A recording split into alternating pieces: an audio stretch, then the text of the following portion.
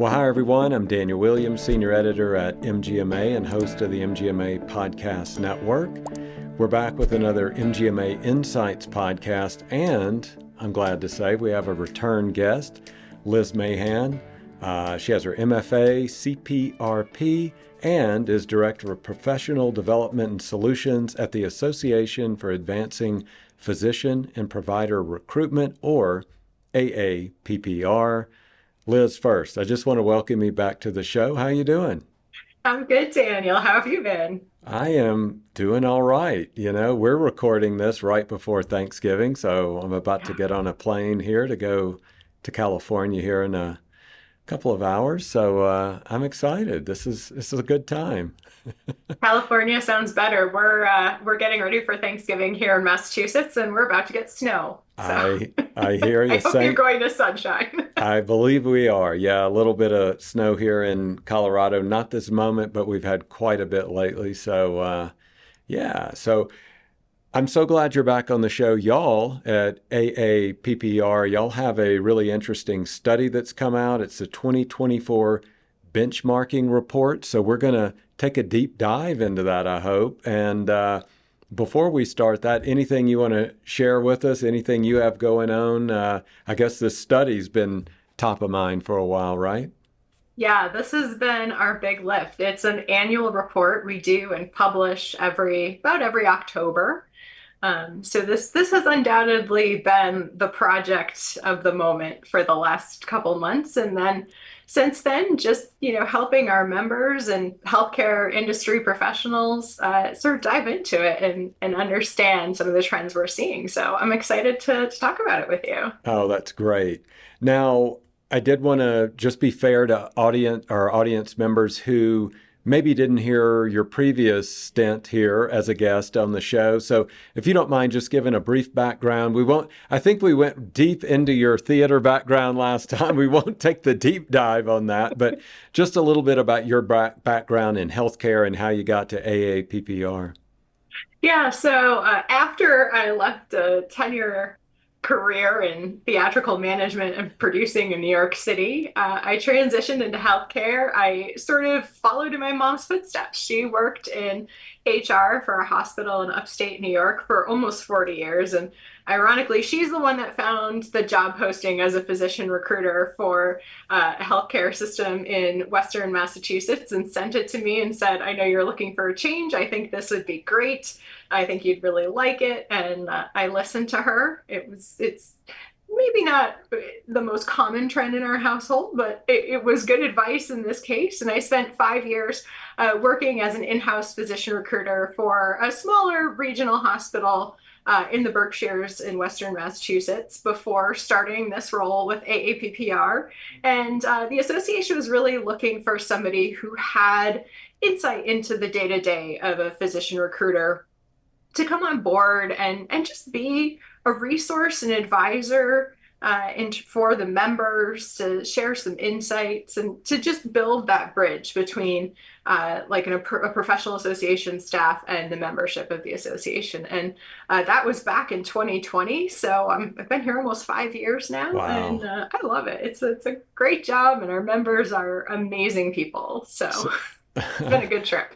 yeah. So you mentioned 2020. That was a pretty important time in our global history with the pandemic and all of that. Yep. Has it flown by, or has it seemed like a long time since you've started? Because time for me it's very confusing just because of that gap with the pandemic there. Yeah, and I'll do one better. I started on March 23rd of Oh 2020. boy, So like literally the world was going into lockdown it and I was. was starting a new job, which is a little crazy. But it was such an interesting time, and I think when I came into this role, as you said, it was just such a milestone moment in the Hmm. world, and particularly in healthcare. And at that moment in time, I don't think anybody was 100% focused on recruiting physicians. Everybody in healthcare was focused on how do we best treat the needs of the people we serve during this pandemic. Mm-hmm. So it's been quite an interesting Yeah. few years. At times, it's felt like it's flown by. I mean, my first 6 months, I was like, I've been here 6 months or 25 years in COVID time. And then beyond that, just sort of witnessing all of the shifts and changes that have come along with COVID. It's like I said, at times it's flown by, and at Yeah. times it feels like it's just one long day. Yeah, I So, love how you put that. That's often how I feel about it too. So I'm so glad to have you on right now because we are winding down 2024. We're moving toward 2025. And with each year, people, that's a time when people, make changes in their lives. Maybe they make those resolutions. Or, if it's a company, you're looking at what is our hiring strategy going to be? What are we going to look to do to recruit, to retain, all those things. And it's so good to have you on here right now. And if you're an employee or a potential employee, that's what you're doing. You're out there kind of looking around and seeing, well, what are my opportunities out there? So yep. let's start with that. Let's start with recruitment challenges. What are the most pressing challenges facing physician and provider recruitment today? You can expand it into 2025, however you want to couch that. Well, I think the most obvious is we are in a physician shortage. It's Yeah, not getting better. I know MGMA has also done a lot of research in this yeah, area, and we know it's not going anywhere anytime soon. So, in the healthcare industry, and particularly in the healthcare staffing industry, we really need to be strategic about how we're recruiting and retaining our providers. mhm, We need to move from a mindset of being reactive to the situation to being proactive about the situation. And as you said, this is a great time to start yeah, thinking about goals. It's also, I like to say, it's a great time to also do some reflection and to look at what's gone really well in your recruitment plans and your recruitment efforts over the past year, and maybe where you have some opportunity to do some improvement. So just knowing that the landscape, it's not going to get better in 2025. I'm sorry, I'm like the harbinger of bad news, but I don't think it's surprising for anybody, right, probably for anyone who right. listens to this podcast on a regular basis to hear.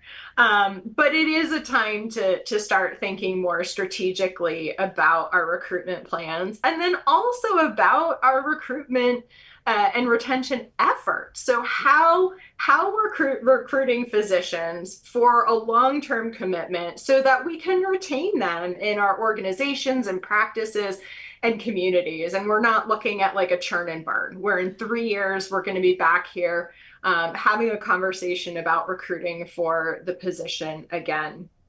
And then Yeah, I think the other challenge that's important to note is the newer generations of physicians and providers entering the workforce are just looking for different things.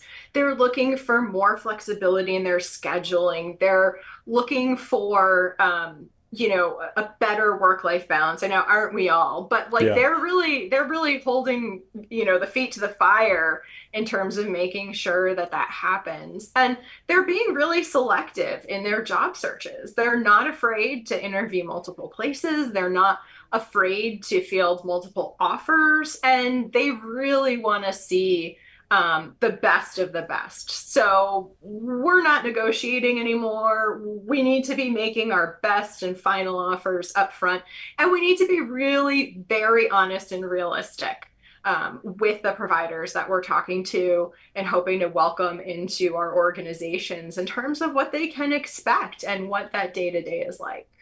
yeah. Thank you so much for sharing that. So we are going to talk a lot about the 2024 benchmarking reports that you guys put out.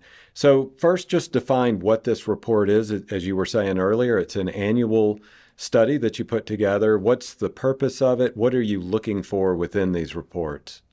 So this is really where we capture some of the trends in terms of what's happening in the physician and APP recruitment space. So in terms of the provider piece, we're looking at search information. So how many searches are active in organizations, how long it's taking in terms of days to fill for those active positions, what sourcing methods are really floating to the top in terms of recruitment professionals' efforts, what are the most sought after specialties. So all of those kind of big bucket things that will help organizations to set strategies and to also kind of take a look at their own efforts and see how they're measuring up against their peers and the industry in general.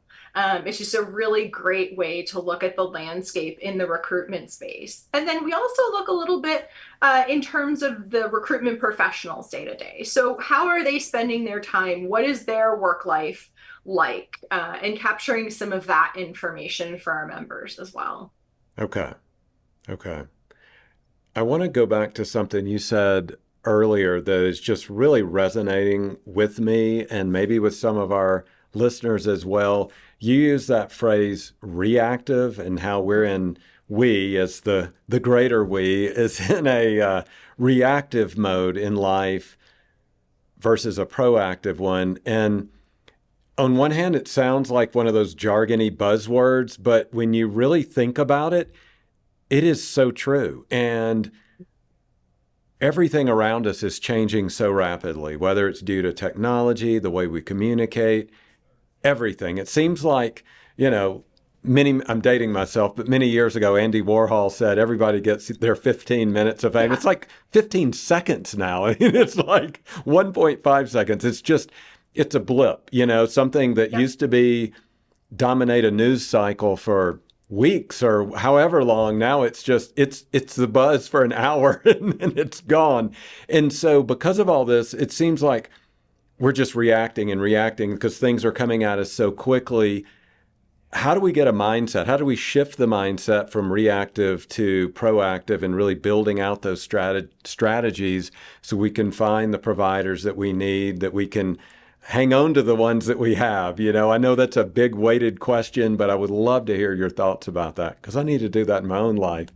Yeah, well, we all need to take that breath, right? Yeah. So just stick in that same vein, ChatGPT, Bard, all those AI platforms, they're not going to give you the answer. This is really about looking at your own medical staff, really staying close to your medical staff development plans. If you don't have a medical staff development plan, creating one and making a commitment to updating it regularly. And by regularly, I'm not talking about every 3 years. As you said, Daniel, things are moving much quicker. So we need to be looking at that plan every 6 months, 9 months, 12 months, not like put it on a shelf and look at it again in another 3 or 4 years.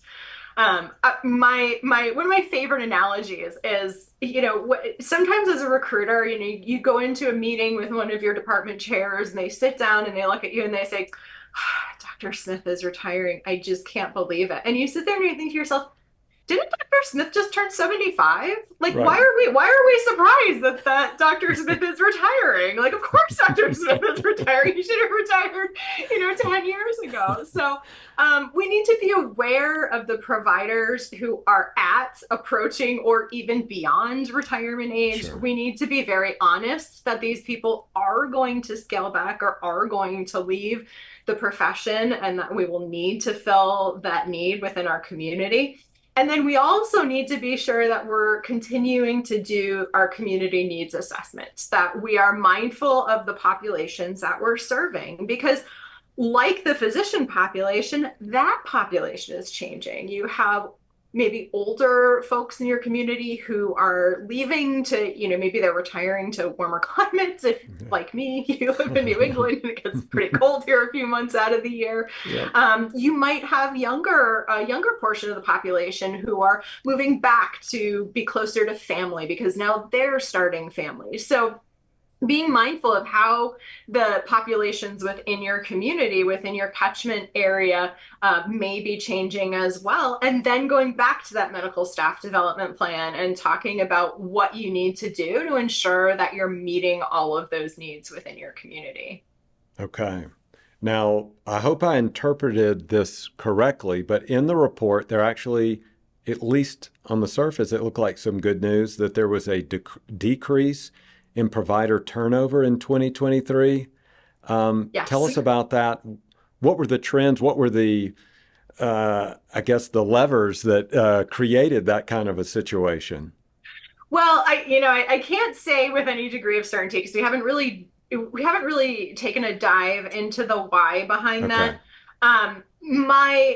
My theory is, like we talked about, we're coming out of the pandemic. We're out of the pandemic. Things are normalizing. We saw a lot of shifts and turnover in 2020 and Okay. 2021 and even into 2022. So it was important to note is the 2024 benchmarking study captures data from 2023. So this is everything that's happened during the 2023 calendar year. And I think we're really starting to see some of that turnover and some of those shifts that we saw in the market as a result of the pandemic normalize and people really starting to find their footing.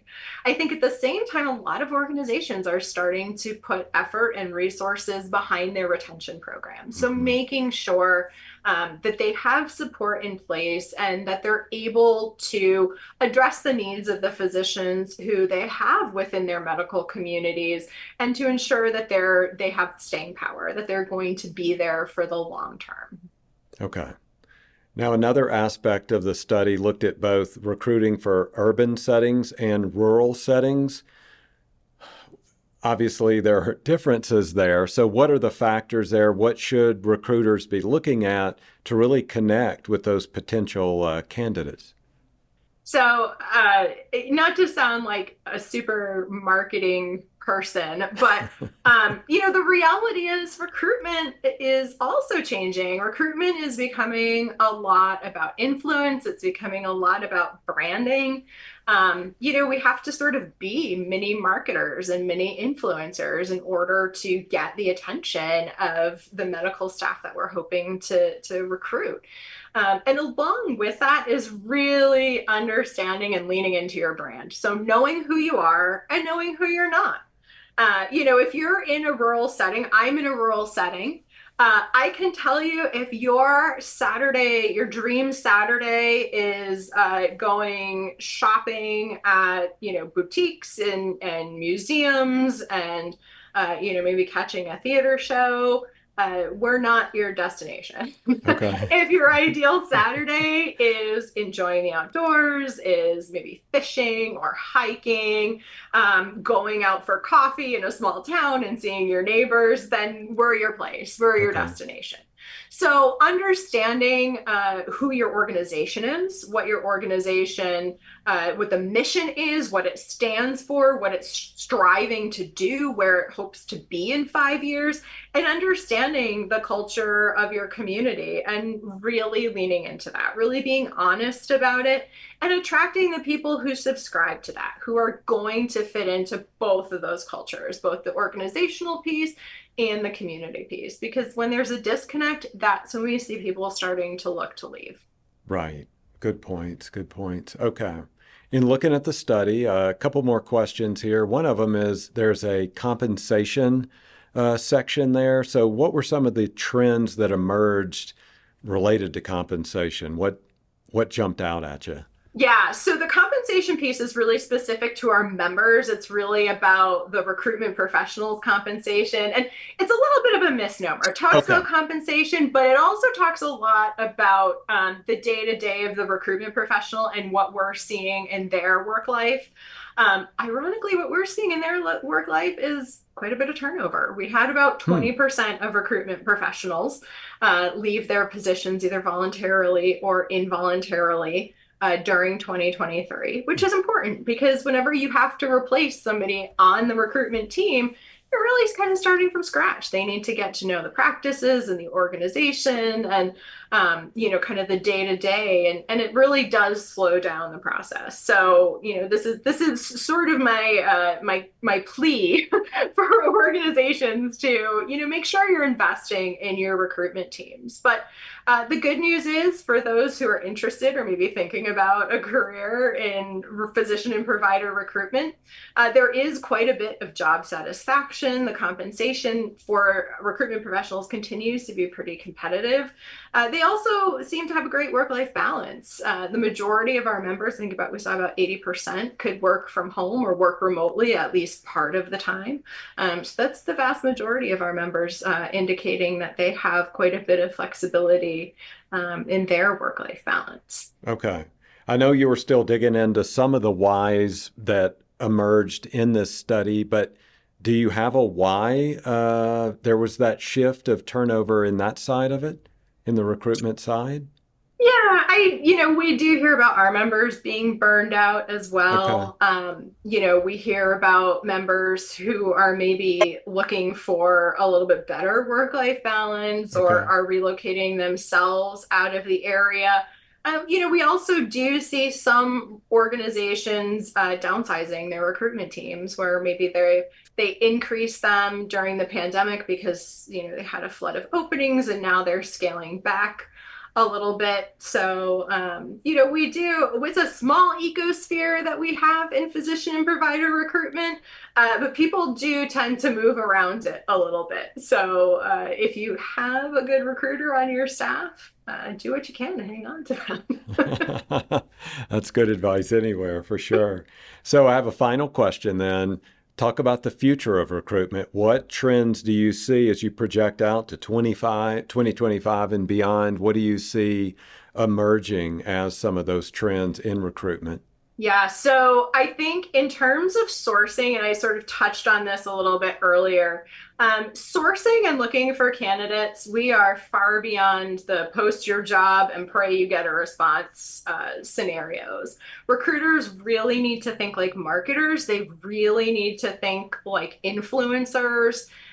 They really need to become brand ambassadors. It's taking more and more impressions to get in front of candidates. So posting your job description with all, the standard language, it's just not going to get the job done. We need to get a little bit more creative. We need to think outside the box in terms of how to reach candidates. We also know that the newer generations that are entering the workforce and entering physician practice, they just consume materials differently. So they're not going to necessarily read a long job posting. So I love seeing those recruiters who are making little videos or, doing some fun things on social media to get the attention of candidates, which is fantastic. We also need to be ready to move once we get a candidate. As I said, this goes back to being proactive instead of reactive. Once we have a candidate, once we have a physician who's interested in the opportunity, we need to be ready to move them through that process. And that really means having all the pieces in place. So knowing what the physician compensation package looks like, knowing what the schedule is going to be, having any stakeholders who are involved in the interview process ready to go and ready to reach out to those candidates. We used to say that a good benchmark, a good timeline is like 24 hours between the first phone call and then, 48 hours between the second phone call. I would say that, think about cutting that time in half, really getting in front of them as quickly as we can. Things are just moving faster. We're just in an age where, people expect responses a lot quicker and, are ready to go, ready to hit the ground moving. Yeah. And then making sure that we're really recruiting for culture. So, several physicians may all have the same skill set. The key to successfully recruiting them and then retaining them in the long run are finding the ones who are the right fit for your organization and your practice's culture and your community's culture. So thinking beyond just the hard skills that a candidate may have, that a physician or an APP may hold, and really paying attention to some of those softer skills, their interests, their hobbies, and whether what they're looking for and what they bring to the table aligns with what you need and what your organization's able to offer them. Okay. I said that was the last question, but this one's kind of a layup, I hope. If people are listening and they want to know a little bit more about AAPPR or the benchmarking report, where would they go? Where can they find that information? That's a really easy one. So you can visit our website, AAPPR.org. And when you click on the main menu, there are links to benchmarking and really all of our research reports. So from those links, you can find out more information about our annual benchmarking report, 2 parts, both parts, the searches portion, and then the recruiter compensation piece that we talked about. And you can also find links to some of the other research we've done over the last year. Awesome. Well, Liz Mahan, thanks for joining us again on the MGMA Insights Podcast. Always a pleasure, Daniel. Thank you for having me back. Yeah. So that is going to do it for this episode. As Liz was telling us, there's some direct links that we're going to share with you on the episode show notes. You can go right to those. As we've been doing, we will create an article on mgma.com as well. We'll share those links there where you can just click right through to it. And please be on the lookout for our whole series on recruitment, retention, and hiring and job trends. We'll be rolling these out over the next couple of weeks, maybe even couple of months. So until then, thanks everyone for being MGMA podcast listeners.